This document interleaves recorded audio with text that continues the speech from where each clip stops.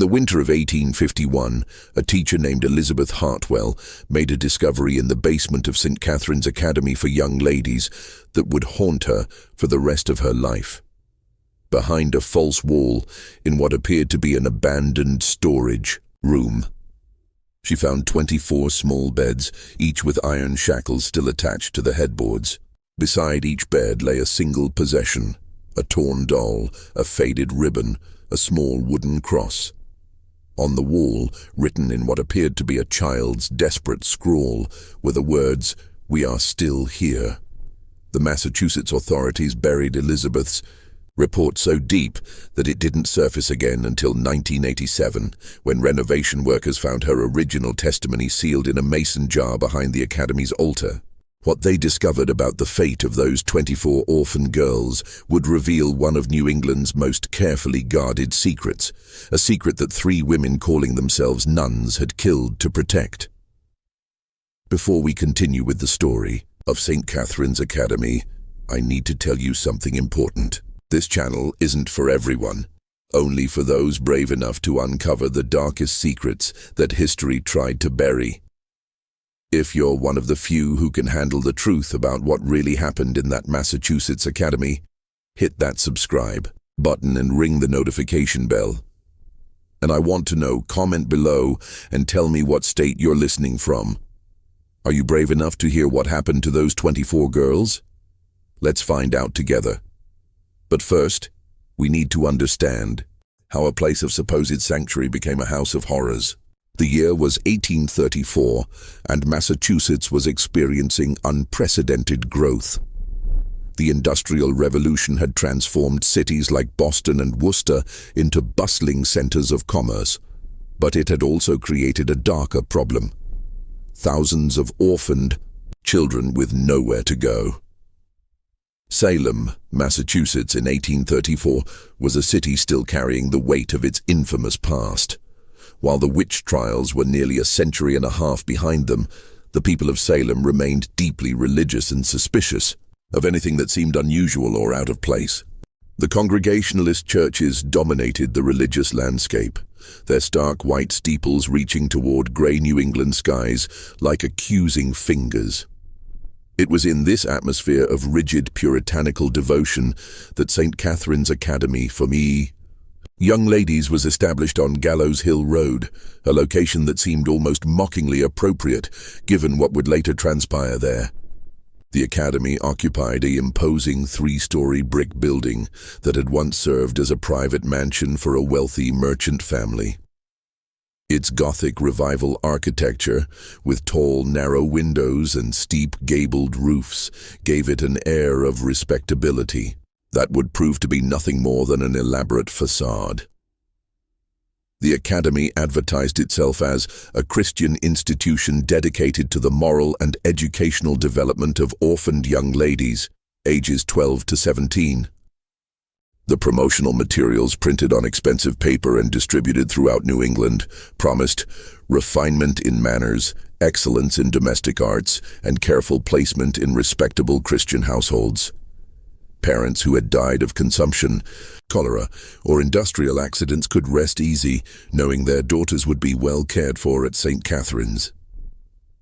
The woman who presented herself as Mother Superior Victoria Whitman was a figure of imposing authority. Tall and severe, with steel-gray hair pulled back in a tight bun beneath her black habit, she commanded respect wherever she went in Salem. Her voice carried the cultured accent of Boston's Beacon Hill, and she spoke eloquently about her calling to serve God's most vulnerable children. She claimed to have been educated at the prestigious Mount Holyoke Female Seminary and to have served in Catholic orphanages in Ireland before coming to Massachusetts. Sister Margaret Collins appeared to be Whitman's perfect complement, younger, with kind eyes and a gentle manner that immediately put frightened orphan girls at ease. She taught literature and music, and her soft Irish accent reminded many of the girls of mothers they had lost. Children who arrived at St. Catherine's, traumatized and grieving, found in Sister Margaret a maternal figure who seemed to genuinely care about their welfare. The third member of their Holy Trinity was Sister Agnes Murphy, a stern woman in her 40s who served as the academy's disciplinarian and business manager. She handled all correspondence with families seeking to adopt, managed the academy's finances, and maintained the strict daily schedule that governed every aspect of the girls' lives. Her habit was always spotless, her rosary always at her side, and her word was law within the academy's walls. The people of Salem welcomed St. Catherine's Academy with open arms. Here, finally, was a solution to the growing problem of orphaned children.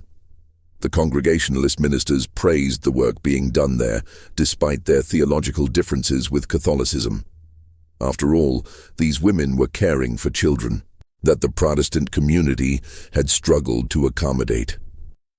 The mayor of Salem himself attended the Academy's dedication ceremony in September 1834, praising Mother Superior Whitman's Christian charity and maternal devotion. The girls who arrived at St. Catherine's came from across New England. There was Mary O'Brien, 13 years old, whose parents had died in a factory fire in Lowell. Sarah Thompson, 15, had been orphaned when consumption claimed her entire family in a tenement building in Boston. Little Catherine Murphy, no relation to Sister Agnes, was only 12 when her father died in a railroad accident, and her destitute mother could no longer care for her. Each girl who arrived was given the same welcome: a hot meal, a clean bed, and the promise of a better future. They were told they would receive an education that would prepare them to be teachers, governesses, or wives to respectable men.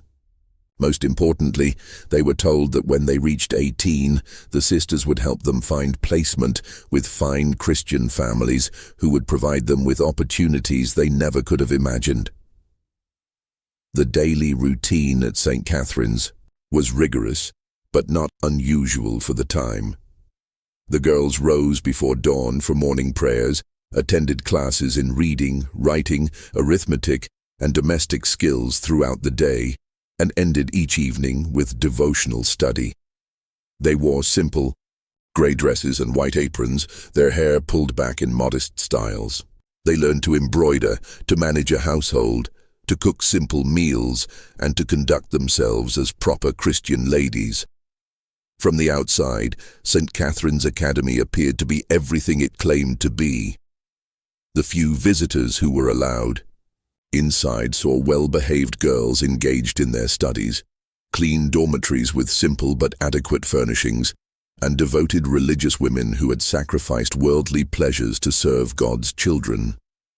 When local ministers or government officials visited, they saw exactly what Mother Superior Whitman wanted them to see. But there were things that visitors didn't see. They didn't see the third floor of the building, which was always kept locked and was explained as storage for seasonal items. They didn't see the basement workshop where, according to Mother Superior Whitman, the girls learned advanced domestic skills, a workshop that was always empty when visitors were present. They didn't notice that while new girls regularly arrived at the academy, none of the long-time residents seemed to be aging out of the program. Most importantly, they didn't question why, in 17 years of operation, not a single girl who had been placed with a Christian family had ever written to friends still at the academy, or returned for a visit, or been seen anywhere in Massachusetts again. The first sign that something was terribly wrong at St. Catherine's Academy came not from within its walls, but from a completely unexpected source. A young woman named Emma Prescott, who worked as a seamstress in Boston's North End. It was a cold February morning in 1843, nearly 9 years after the Academy's founding, when Emma was walking to work through the narrow streets near the harbor. As she passed an alley between two brick tenements, she heard something that stopped her in her tracks. A young voice singing a lullaby that she recognized immediately. It was a song that her friend Mary O'Brien used to sing at the textile mill, where they had both worked before Mary's parents died in the fire. Emma followed the sound to a small window on the second floor of a building that she knew, by its reputation, to be one of Boston's most notorious brothels. The window was covered with heavy curtains, but through a small gap, she caught a glimpse of a young woman with dark hair and familiar features. Even after 3 years, Emma was certain she was looking at Mary O'Brien, the same Mary O'Brien, who was supposed to be living happily with a Christian family somewhere in Massachusetts. What Emma saw in that brief moment would haunt her forever. Mary, if it was indeed Mary, appeared to be wearing a silk dress that was far too sophisticated for a girl of 16. Her hair was arranged in an elaborate style that seemed completely at odds with the modest orphan girl Emma remembered. But it was Mary's eyes that disturbed Emma most. They held a hollow, distant expression that spoke of experiences no child should ever endure. Emma stood frozen in that alley for several minutes, trying to convince herself that she had been mistaken. But the lullaby continued, and the voice was unmistakably Mary's. When Emma finally gathered the courage to approach the building's front door, she was met by a large man who made it clear that respectable young ladies had no business in that part of town. That evening, Emma wrote a letter to St. Catherine's Academy, addressing it to Mary O'Brien and asking about her friend's welfare. She mentioned that she thought she had seen Mary in Boston and wondered if she might be visiting the city. Emma expected a prompt reply explaining that Mary was well and happy with her adoptive family, perhaps even including a letter from Mary herself. Instead, Emma received a response that chilled her to the bone. Sister Agnes Murphy wrote back within a week, but her letter raised more questions than it answered. She thanked Emma for her concern, but explained that Mary O'Brien had been placed with a devout family in western Massachusetts more than 2 years earlier. The family, she wrote, had specifically requested privacy and did not wish to maintain correspondence with Mary's former acquaintances. Sister Agnes added that Mary was thriving in her new environment and had expressed her desire to focus entirely on her new life. The letter's tone was formal and final, clearly meant to discourage any further inquiries. But Emma noticed something odd about the handwriting. Having worked as a seamstress, she had developed a keen eye for detail, and she was certain that the letter had been written by 2 different people. The main text appeared to be in Sister Agnes's careful script, but the signature at the bottom looked different, more hurried, as if someone else had signed Sister Agnes's name. Emma might have let the matter drop, but 3 months later she had another disturbing encounter. While shopping at Faneuil Hall, she saw a well-dressed gentleman leading a young girl by the arm toward a waiting carriage. The girl was perhaps 14 years old, with light brown hair and freckles across her nose. Emma was almost certain she recognized her as Sarah Thompson, another girl from St. Catherine's Academy who was supposed to have been adopted by a loving family. But this girl wasn't dressed like the daughter of a respectable family. Her clothing was expensive but inappropriate for a child her age, the kind of clothing Emma had seen on women in the more questionable establishments near the waterfront.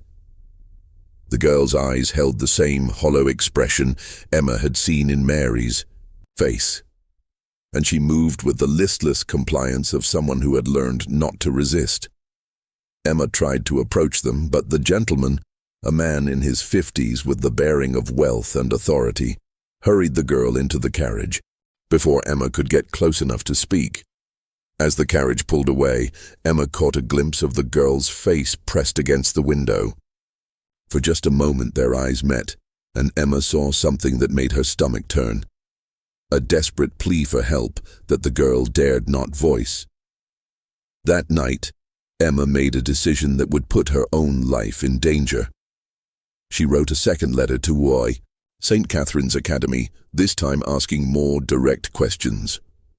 She mentioned seeing both Mary and Sarah in Boston, and she asked Sister Agnes to provide specific information about where the girls had been placed. She also asked if it might be possible to visit the academy to inquire about other girls she had known.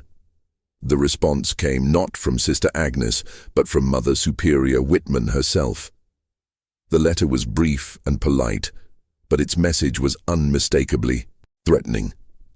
Mother Superior Whitman wrote that Emma's continued inquiries were disturbing the peace of mind of girls who have found happiness in their new lives. She suggested that Emma's imagination might be leading her to see familiar faces where none existed, and she strongly advised that Emma focus on her own circumstances rather than dwelling on the past. The letter concluded with words that Emma would never forget. Young women who persist in pursuing matters that do not concern them often find that their own safety and reputation may be called into question. I trust that a sensible girl like yourself will understand the wisdom of allowing sleeping dogs to lie. Emma understood the threat perfectly, but she also understood that she had stumbled upon something far more sinister than a simple case of miscommunication. Two girls who were supposed to be living with Christian families were instead appearing in circumstances that suggested a fate far worse than orphanhood. The question that tormented Emma was how many other girls from St. Catherine's Academy had met the same fate, and more importantly, what could she possibly do about it without putting herself in mortal danger? Emma Prescott's discovery would have remained nothing more than a troubling suspicion, if not for a series of events that began to unfold in the autumn of 1847. By this time, St. Catherine's Academy had been operating for 13 years, and Mother Superior Whitman had become one of Salem's most respected religious figures. She was frequently invited to speak at Congregationalist churches throughout Massachusetts, where she would deliver moving sermons about the Christian duty to care for orphaned children. But success had made the three women careless, and their operation had grown far beyond what they could safely manage.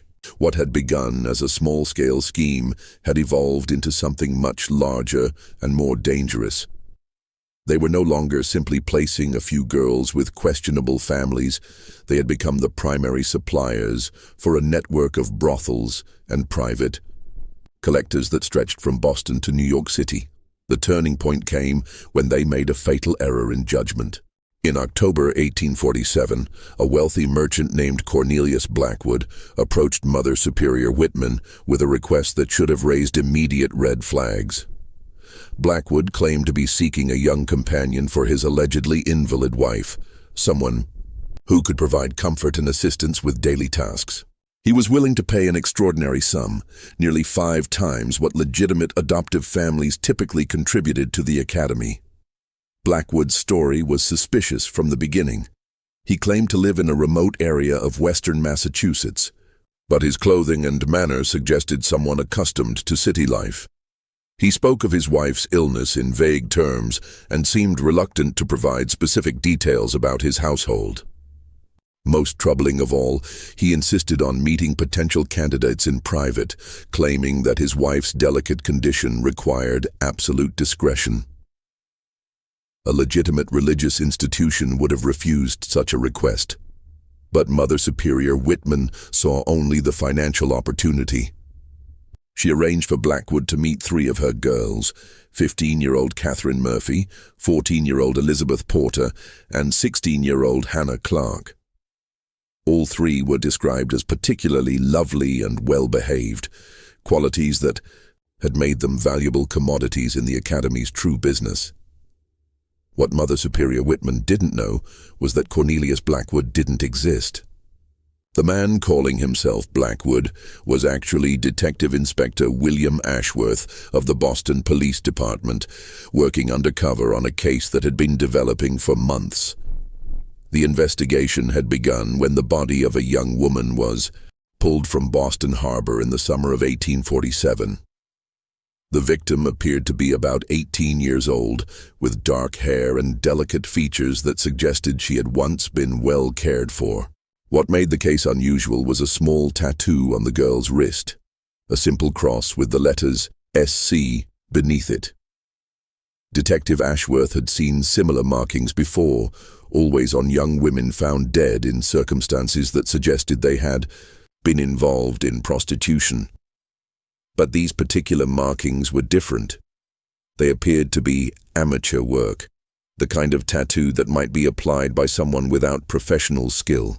More importantly, The SC initials suggested an institutional connection that went beyond simple street-level prostitution. Ashworth's investigation had led him through Boston's underground network of brothels and private clubs catering to wealthy men with particular tastes. What he discovered was a carefully organized system that provided young girls to clients who were willing to pay premium prices for what they called fresh inventory. The girls in this network were not typical street prostitutes. They were educated, well-mannered young women who had been trained to serve the specific needs of Boston's elite. The trail had eventually led Ashworth to St. Catherine's Academy, but not through any direct evidence. Instead, he had noticed a pattern in the missing persons reports that crossed his desk. Over the past 13 years, dozens of young women had simply vanished from Massachusetts without a trace. They weren't runaways from troubled families. They were girls who had been placed in what appeared to be legitimate institutions or adoptive homes, only to disappear completely. When Ashworth began investigating these disappearances more closely, he found that an unusually high number of them had connections to St. Catherine's Academy. Girls who had been successfully placed with Christian families were never seen again, never wrote letters to friends, never appeared in marriage records or death certificates. It was as if they had been erased from existence. The undercover operation at St. Catherine's was Ashworth's attempt to gather evidence of what he suspected was a sophisticated trafficking operation. What he found when he met with Mother Superior Whitman exceeded his worst expectations.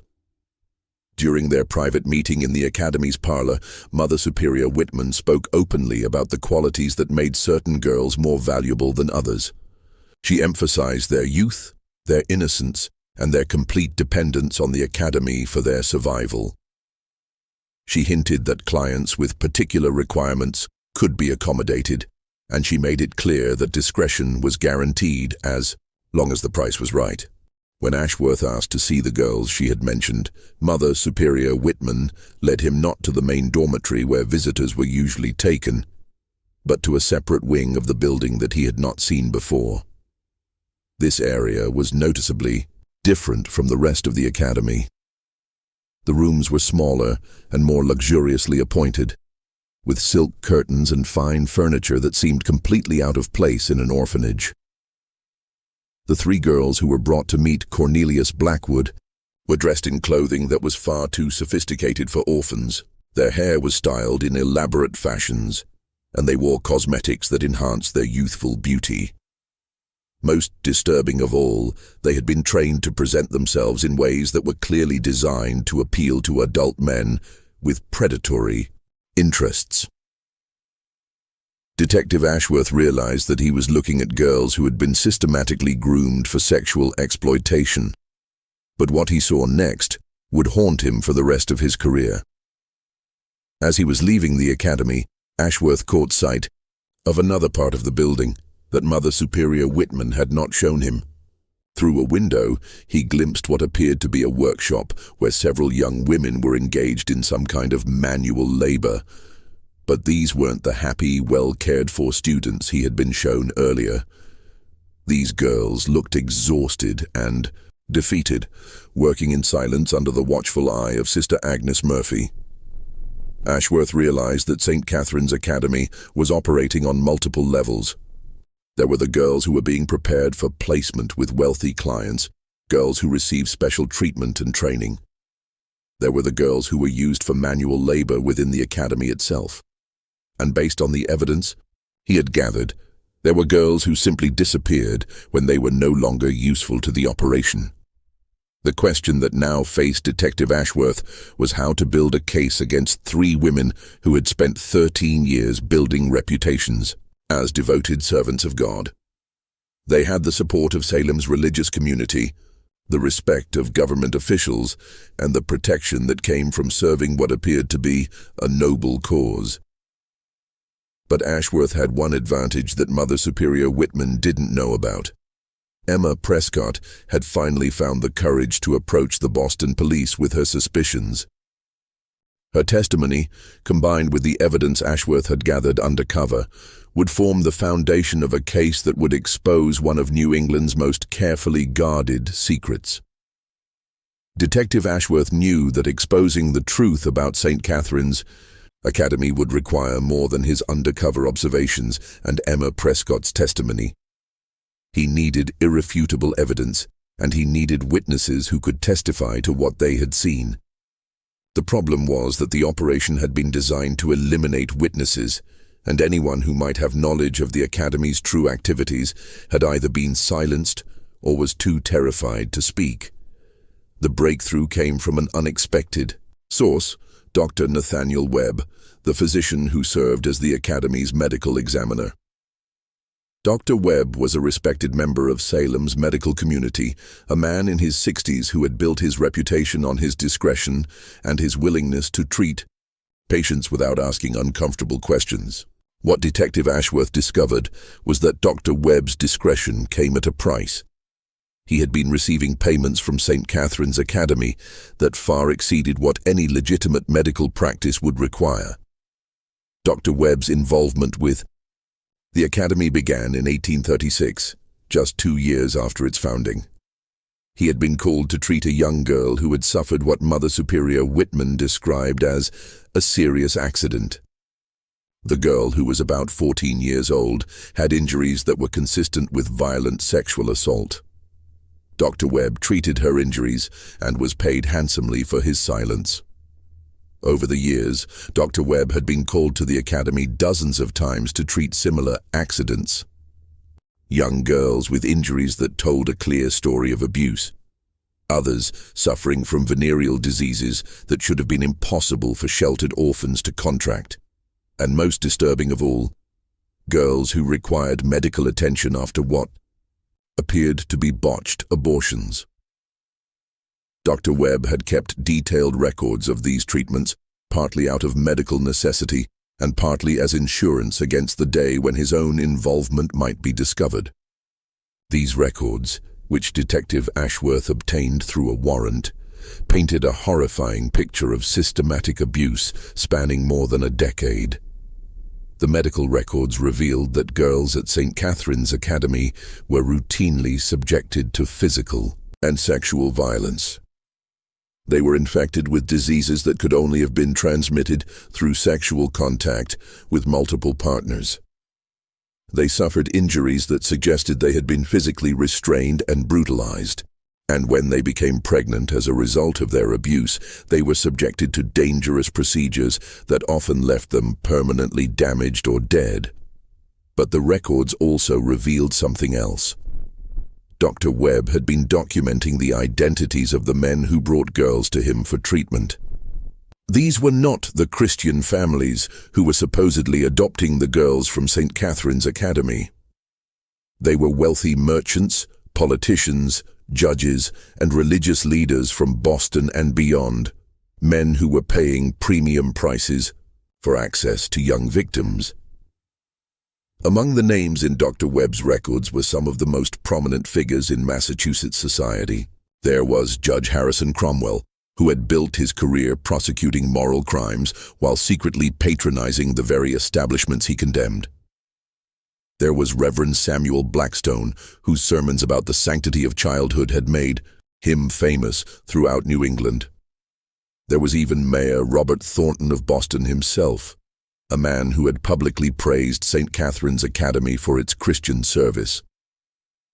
Detective Ashworth realized that he was looking at evidence of a conspiracy that reached far beyond 3 women running a single institution. This was a network of powerful men who had used their positions to exploit the most vulnerable members of society, secure in the knowledge that their victims had no voice and no recourse. But as Ashworth delved deeper into the case, he made another disturbing discovery. Dr. Webb's record showed that many of the girls he had treated had subsequently disappeared from his care. Girls who had been severely injured or who had contracted dangerous diseases would be brought to him for treatment, but they would never return for follow-up care. When he inquired about their welfare, he was told that they had recovered completely and had been placed with new families. Ashworth began to suspect that girls who became too damaged or too dangerous to the operation were being permanently eliminated. But proving this would require finding evidence of what had happened to girls who had vanished without a trace. The answer came when Ashworth decided to investigate the physical structure of St. Catherine's Academy itself. Using his authority as a police detective, he obtained permission to conduct a thorough search of the building under the pretense of investigating reports of building code violations. What he found in the basement of the academy would provide the evidence he needed to bring down the entire operation. The basement had been divided into several sections, each serving a different purpose in the academy's true business. There was a workshop where girls were forced to produce goods that were sold to supplement the academy's income. There was a medical area where Dr. Webb had conducted his treatments away from prying eyes. And there was a section that had been designed specifically for the training of girls who were being prepared for placement with special clients. But it was the fourth section of the basement that provided the most damning evidence. Behind a false wall that had been carefully concealed, Detective Ashworth found a room that had been used as a primitive crematorium. The room contained the remains of an improvised furnace, along with fragments of human bone and teeth that had not been completely destroyed. Analysis of these remains would later reveal that they belonged to multiple individuals, all of them young, females between the ages of 12 and 18. Some of the bones showed evidence of trauma that suggested violent death, while others indicated that the victims had been suffering from advanced stages of disease when they died. Detective Ashworth had found the final resting place of girls who had become liabilities to St. Catherine's Academy, girls who had been too damaged by their abuse to be profitable, girls who had threatened to expose the operation, girls who had simply outlived their usefulness. All of them had been murdered and their bodies destroyed to eliminate any evidence of their existence. But the most horrifying discovery was yet to come.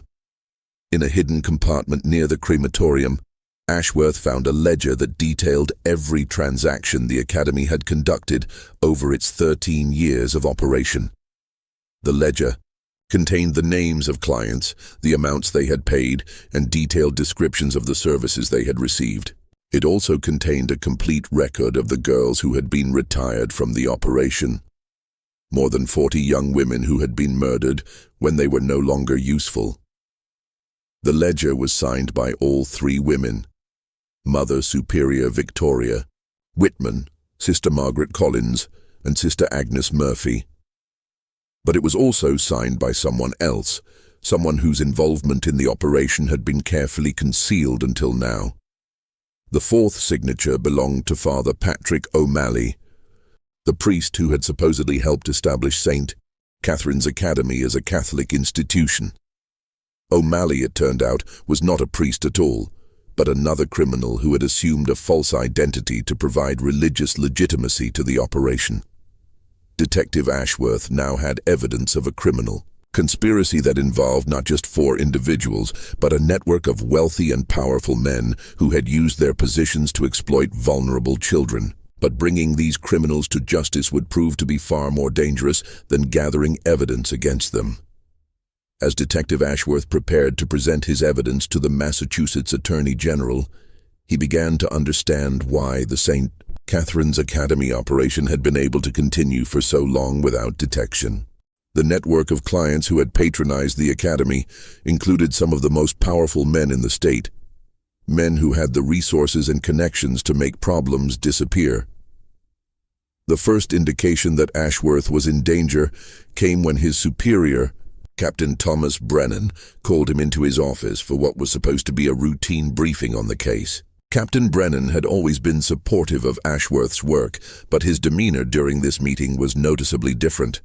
He seemed nervous, distracted, and reluctant to discuss the details of the investigation. "Detective Ashworth." "Captain," Brennan said, avoiding eye contact. "I've been reviewing your reports on this St. Catherine's matter, and I'm concerned that you may be overreaching your authority. These are serious accusations you're making against respected members of the community." Ashworth was stunned. "Captain, the evidence is overwhelming. We have medical records, financial documents, physical evidence of murder. These women have been trafficking children for 13 years.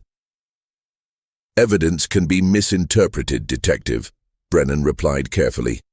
"What appears to be criminal activity might simply be the result of poor record-keeping or unfortunate misunderstandings. I think it would be wise to proceed with extreme caution."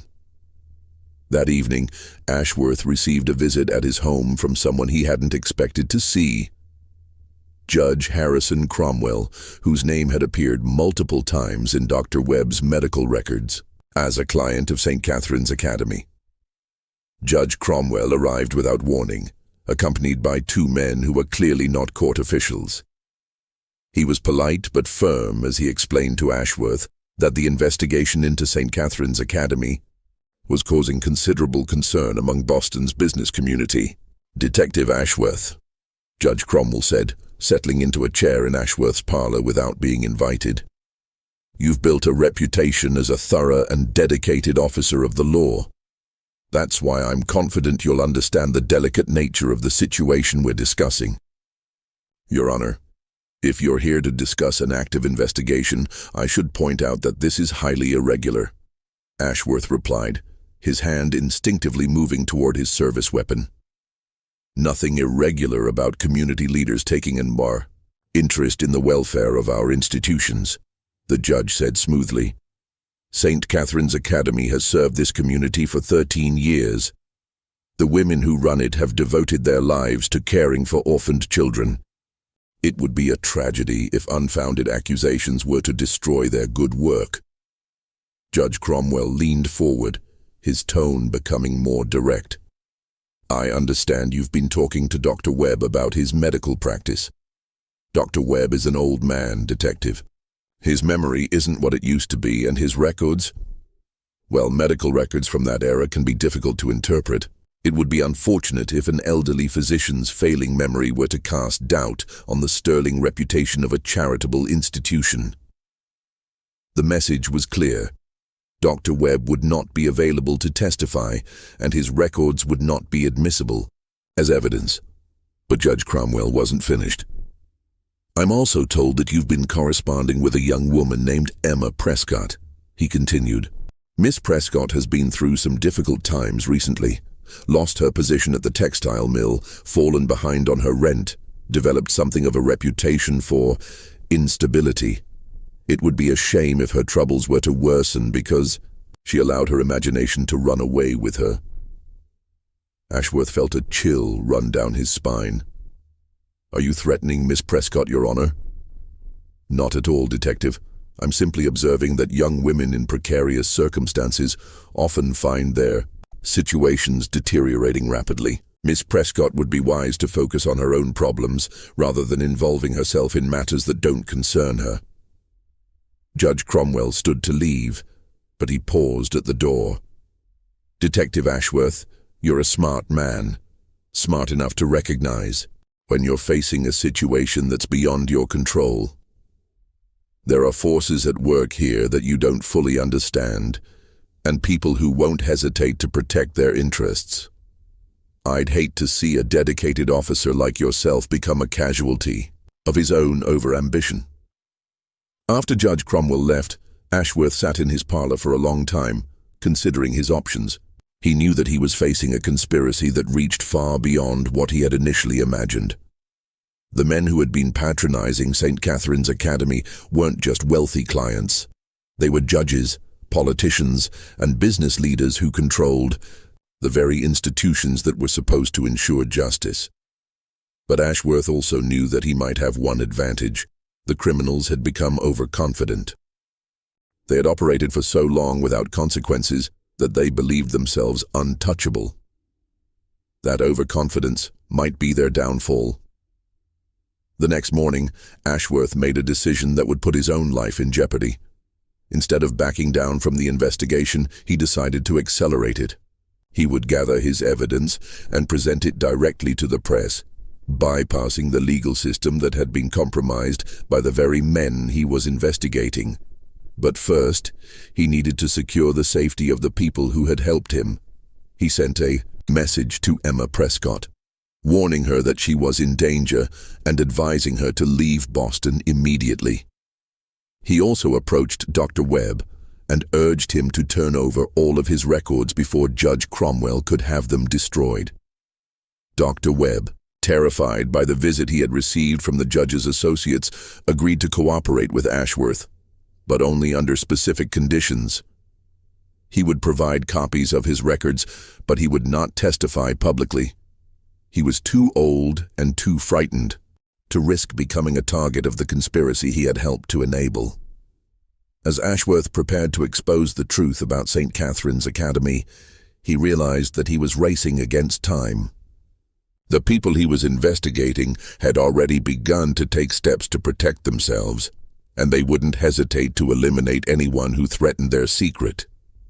The question was whether Ashworth could gather enough evidence to bring them down before they succeeded in silencing him permanently. The answer would come sooner than he expected, and in a way that would test every assumption he had made about the case. Just when Detective Ashworth thought he understood the full scope of the conspiracy, he received information that would change everything he believed about St. Catherine's Academy. If this story is giving you chills, share this video with a friend who loves dark mysteries. Hit that like button to support our content. And don't forget to subscribe to never miss stories like this. Let's discover together what Detective Ashworth was about to uncover. Because the truth about those 24 missing girls was more horrifying than anyone had imagined. The revelation that would expose the true horror of St. Catherine's Academy came from the last person Detective Ashworth expected, Sister Margaret Collins herself. On the night of November 15, 1847, Sister Margaret arrived at Ashworth's home in a state of complete terror. Her nun's habit was torn and stained with blood, her face bore fresh bruises, and her eyes held the wild look of someone who had seen death approaching. "Detective Ashworth," she gasped as he opened his door. "They're going to kill me. They know. I've been talking to you, and they're going to kill me, just like they killed the others." Ashworth quickly brought her inside and secured the house. As Sister Margaret sat in his parlor, trembling with fear and exhaustion, she began to tell him a story that revealed the true nature of the women who had been running St. Catherine's Academy. "My name isn't Margaret Collins," she said, her Irish accent now completely gone, replaced by the flat tones of rural Massachusetts. "It's Martha Caldwell, and I'm not a nun. None of us are nuns, Detective. We're criminals, murderers who have been using that academy to destroy children for 13 years. The woman who had called herself Sister Margaret began to tell Ashworth the real story of St. Catherine's Academy. She, Victoria Whitman, and Agnes Murphy had met in the Massachusetts State Prison for Women in 1833, where they were serving sentences for various crimes, fraud, theft, and in Murphy's case, the murder of her own husband for his insurance money. "Victoria was the smartest of us," Martha continued, her voice barely above a whisper.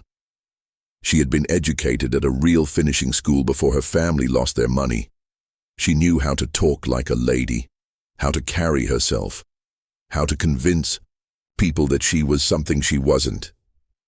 When we were released in early 1834, she came to us with a plan. The plan had been audacious in its simplicity. Victoria Whitman had learned that there were 3 actual nuns, Sister Catherine Morrison, Sister Mary Frances, and Sister Teresa Walsh, who had been traveling from Ireland to establish a Catholic orphanage in Massachusetts. The nuns were traveling alone, carrying the documentation and funding they needed to start their new mission. Victoria arranged to meet them when their ship docked in Boston," Martha said, her voice breaking with the memory. "We told them we were devout Catholic women who wanted to help with their mission. We offered to guide them to Salem, where they planned to establish their academy. The 3 genuine nuns never made it to Salem alive. On a remote stretch of road between Boston and Salem, Victoria Whitman and her accomplices murdered the women they were supposed to be helping. They took their documents, their money, and most importantly, their identities. "We buried them in a field outside of Marblehead," Martha whispered. "Victoria said that dead nuns couldn't contradict our story. We burned their real clothing and put on their habits. When we arrived in Salem, we became Sister Victoria, Sister Margaret, and Sister Agnes. The false documentation had been easy to maintain because few people in Protestant Massachusetts were familiar with Catholic hierarchy and procedures. The women's claims about their background and authority were accepted without question, and their mission to help orphaned children was welcomed by the community. For the first year, we actually tried to run a legitimate orphanage," Martha continued. "We thought we could take the money we had stolen from the real nuns and build a life for ourselves. But Victoria had bigger plans. She realized that there was much more money to be made from the girls than from simply caring for them." The transition from legitimate orphanage to trafficking operation had been gradual. It began when a wealthy Boston merchant approached Victoria Whitman about adopting a girl, but made it clear that his intentions were not paternal. Victoria realized that there were men willing to pay extraordinary sums for access to young, vulnerable girls who had no family to protect them. Victoria started by identifying girls who wouldn't be missed, Martha explained. Girls who had no relatives, no friends outside the academy, no one who would ask questions if they disappeared. She would tell the community that these girls had been placed with wonderful families, and everyone believed her because she was Mother Superior Victoria Whitman, a devoted servant of God. But the operation had grown far beyond what Martha had ever imagined it would become. What had started as selling a few girls to wealthy perverts had evolved into a sophisticated network that supplied children to brothels throughout New England. The academy became a recruitment center, a training facility, and ultimately a disposal site for girls who were no longer useful. The basement workshop wasn't for teaching domestic skills, Martha said, her voice filled with horror at her own memories. It was where we broke them, where we taught them to submit, to obey, to accept that their bodies weren't their own anymore. Girls who resisted were beaten until they learned compliance. Girls who tried to escape were made examples of. Martha described a systematic process of psychological and physical abuse designed to strip the girls of their will to resist. New arrivals were isolated from the other girls and subjected to increasingly severe punishments until they accepted their fate. Girls who showed particular beauty or refinement were given special training that prepared them for the most wealthy and demanding clients. Victoria had lists, Martha said. Lists of clients and their specific requirements. Some men wanted girls who looked like their own daughters. Others wanted girls who reminded them of their dead wives. There were men who paid extra for girls who would cry, and men who paid extra for girls who wouldn't.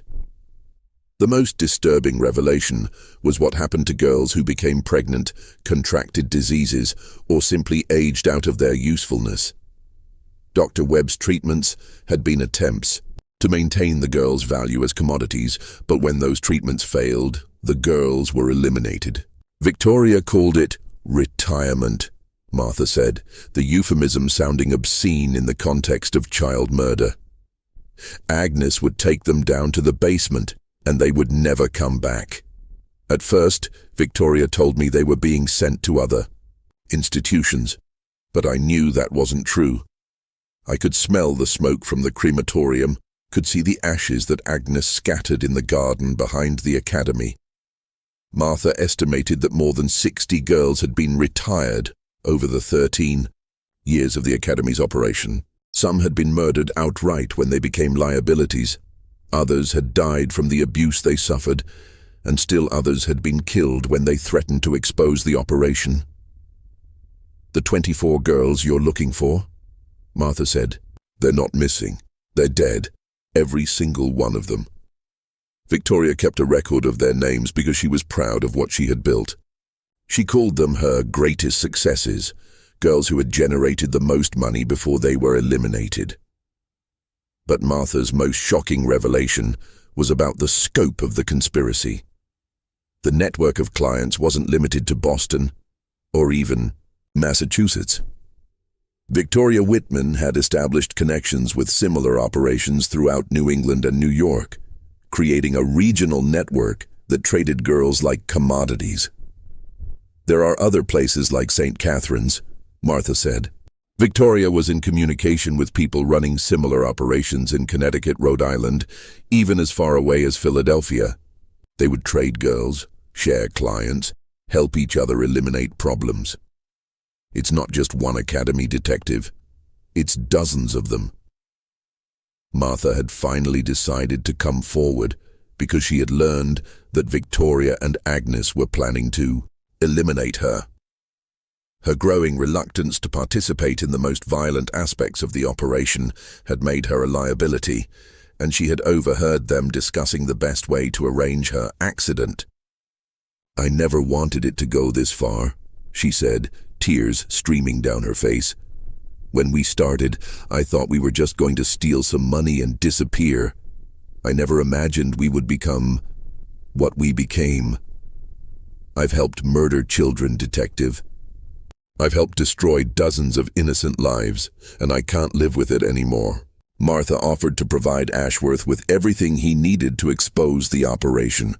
The location of the mass grave where the real nuns were buried, the names and locations of other similar operations, detailed records of clients and transactions, and most importantly, the location where Victoria Whitman kept her most incriminating evidence. "Victoria keeps everything in a safe in her private quarters," Martha said. "Financial records, client lists, photographs that clients paid extra for, correspondence with other operations. She thinks it makes her powerful, having evidence that could destroy so many important men. But it's also evidence that could destroy her." As Martha finished her confession, Ashworth realized that he was looking at the biggest criminal conspiracy in Massachusetts history, but he also realized that exposing it would be incredibly dangerous. The men who had been clients of St. Catherine's Academy would do anything to prevent their crimes from becoming public, and they had the resources to eliminate anyone who threatened them. The question was whether Ashworth could move fast enough to gather the evidence and present it to the public before the conspiracy could silence him and Martha permanently. The answer would determine not only whether justice would be served, but whether the girls who had died at St. Catherine's Academy would finally be remembered for who they truly were, victims of a system that had failed to protect them. Detective Ashworth knew that he had only hours before Victoria Whitman and Agnes Murphy realized that Martha had betrayed them.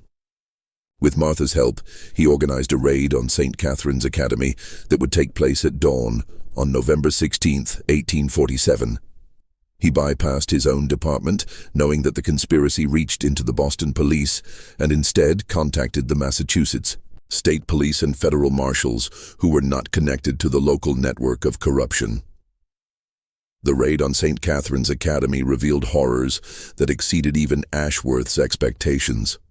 In Victoria Whitman's private safe, investigators found detailed records of 127 girls who had been trafficked through the academy over 13 years. 68 of them had been murdered when they were no longer useful, including the 24 girls whose names would eventually give this case its enduring notoriety. The evidence also revealed the scope of the client network. The list included not just Massachusetts officials, but wealthy men from across New England and New York. Among them were 3 federal judges, 12 state legislators, 5 mayors, and dozens of prominent businessmen and religious leaders. The scandal would eventually reach as high as a member of Congress and a federal cabinet member. Victoria Whitman was arrested while attempting to flee to Canada with a suitcase full of gold coins and jewelry that had been payment from clients. Agnes Murphy was found in the basement of the academy, destroying evidence in the crematorium where so many girls had met their end. The false Father O'Malley had disappeared completely and was never found. The trials that followed were among the most sensational in Massachusetts history. Victoria Whitman, facing overwhelming evidence, maintained her innocence until the end, claiming that she had been running a legitimate orphanage and that any evidence to the contrary had been fabricated by her enemies. She was convicted on 68 counts of murder and sentenced to death. Agnes Murphy attempted to claim that she had been coerced by Whitman, but the evidence showed that she had been an enthusiastic participant in the operation's most violent aspects. She was convicted on 43 counts of murder and also sentenced to death. Martha Caldwell, in exchange for her cooperation, received a sentence of life in prison. She would spend the remaining 32 years of her life in the Massachusetts State Prison for Women, where ironically she became known for her work helping other female prisoners learn to read and write. Dr. Webb, faced with the choice between cooperation and prosecution, provided detailed testimony about his role in the conspiracy. His medical records were crucial in establishing the pattern of abuse and murder. He was convicted of accessory to murder and sentenced to 20 years in prison, but died of a heart attack less than 2 years into his sentence. The investigation into the client network proved more problematic. Many of the men named in Victoria Whitman's records had the resources to hire the best lawyers and the connections to influence the legal process. Some fled the country, others destroyed evidence, and still others simply denied any involvement despite overwhelming proof of their crimes. Judge Harrison Cromwell was found dead in his study 3 days before he was scheduled to testify, apparently having committed suicide rather than face public disgrace. Several other clients met similar fates, leading to speculation that they had been murdered to prevent them from implicating others in the conspiracy. In the end, only 12 of the more than 50 clients identified in the records were successfully prosecuted. The others escaped justice through a combination of wealth, influence, and the reluctance of authorities to pursue cases that would embarrass prominent members of society. The physical evidence of the crimes was undeniable.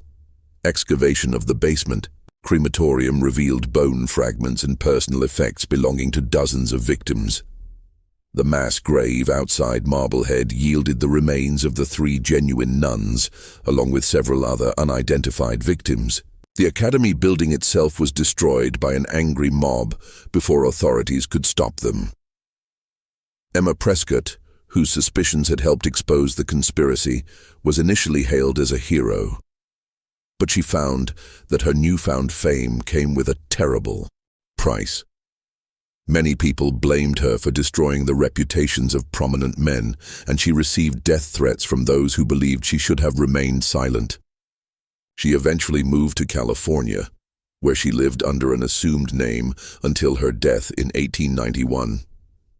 The case of St. Catherine's Academy led to significant reforms in how orphanages and charitable institutions were monitored in Massachusetts. New laws required regular inspections, detailed record-keeping, and verification of staff credentials. Similar reforms were implemented throughout New England as other states sought to prevent similar tragedies. But perhaps the most important outcome of the case was that it finally gave names and identities to girls who had been erased from history. The 24 girls whose disappearance had initially puzzled investigators were revealed to be Mary O'Brien, age 13, murdered in 1837 after attempting to escape; Sarah Thompson, age 15, killed in 1839 when she contracted tuberculosis; Catherine Murphy, age 12, beaten to death in 1840 when she refused to comply with a client's demands; and 21 others, ranging in age from 12 to 17, each with their own story of a life cut short by the cruelty of adults who should have protected them. A memorial was erected in Salem's Green Lawn Cemetery bearing all their names, paid for by public subscription. The inscription reads, "In memory of the innocent victims of St. Catherine's Academy, may their names never be forgotten, and may their suffering never be repeated." Detective William Ashworth was promoted and eventually became Chief of Police in Boston, a position he used to continue investigating similar cases throughout New England. He never married and dedicated his life to protecting children from the kind of predators he had encountered at St. Catherine's Academy. He died in 1889, still carrying the guilt of not having discovered the conspiracy sooner. The building that had housed St. Catherine's Academy was never rebuilt. The land remained empty for decades, eventually becoming a small park where children could play safely. Local legend claims that on certain nights, visitors to the park can hear the sound of young voices singing lullabies, as if the spirits of the murdered girls were finally at peace. The case file for St. Catherine's Academy remains one of the most requested records in the Massachusetts State Archives. Researchers, journalists, and true crime enthusiasts continue to study the case, looking for answers to questions that may never be fully resolved. How many other institutions like St. Catherine's Academy operated without detection? How many powerful men escaped justice for their crimes? And how many other children suffered similar fates without anyone ever learning their names? What we do know is that the evil that flourished at St. Catherine's Academy was not supernatural or otherworldly. It was purely human evil, perpetrated by people who chose profit over compassion, power over protection, and silence over justice. The real horror of this story is not that it involved ghosts or demons, but that it involved people who were supposed to be guardians and protectors. The 24 girls who never left St. Catherine's Academy finally found peace not through supernatural intervention, but through the courage of people like Emma Prescott and Detective Ashworth, who refused to let their deaths be forgotten. Their names are carved in stone now, permanent reminders that even the most vulnerable members of society deserve justice, protection, and remembrance. This mystery shows us that the greatest horrors are often hidden behind facades of respectability and virtue. The most dangerous predators are not strangers lurking in shadows, but trusted figures who use their positions of authority to exploit those under their care. What do you think of this story? Do you believe everything was revealed? Or could there have been even darker secrets that died with Victoria Whitman? Leave your comment below. If you enjoyed this tale and want more horror stories like this, subscribe, hit the notification bell, and share with someone who loves mysteries. The truth is often more terrifying than any ghost story, and there are many more dark secrets waiting to be uncovered. See you in the next video.